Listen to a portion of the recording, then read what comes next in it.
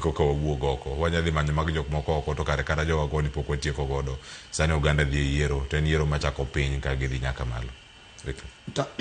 Tanzania nigi luoro e chunygi nikech Tanzania pok o admire Kenya kaluwore gi siasa ma Kenya. Siasa ma Kenya ngeni go kata siasa social ideology ma Kenya. Gineno kata aneno kata Martha Karua mane minister machon ne temo ochiwo pache ne Tanzania Suluhu is competing against her shadow. Yani that vibrancy okay to wuoyo iwuoyo ki respond not a person ti wuoyo ki respond to ideology and institution.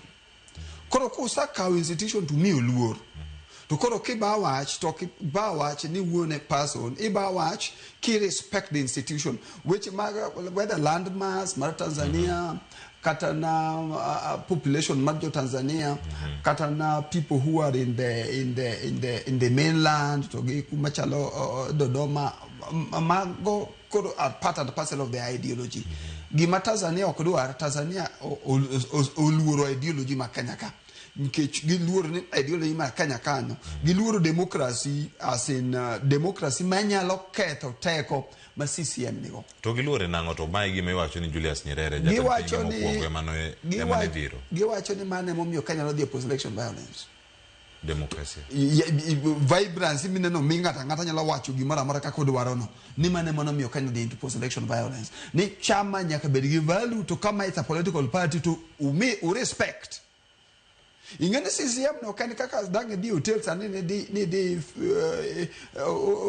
hotel te yudo ngata te chago go mbaka odie me ani ngeno kadwa Ruto ingeno ok nitime kata na Serena Tanzania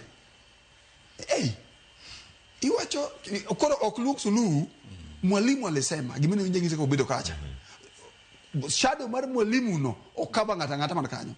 koro ki respond ki wuoyo gi ngato to ngini dwoko Suluhu iningi ka gimiyanyo nga enyo mwalimu mana momiyo nanyalo paro kana wane caucus moro mar chambwa moro ma Kenya kata wangiso genia generate gima kesungu luongo ni ideology maber ma ngato ngeyo ni sama an ka ujama en gima America luongo kesungu ni exceptionalism. Ingeni kedi America this is America to kingiye America doesn't have the best education. The people in America is not the best in the world. Lakini negisa kitu mentality mar exceptionalism one military mas strong koro ideology na a value system mar joka you can be whatever you want gisu inyalo kibo gimoro amora bedo wara piny mar America mane modi oket Tanzania ka one pin together one unity which mag democracy waongo go nikech taya mar wan mwalimu Julius Kambarage Nyerere gimo wacho no gima noweyo ne maluwo in fact kitimo kedi a political podium kaka no TV sa ni wuo Tanzania to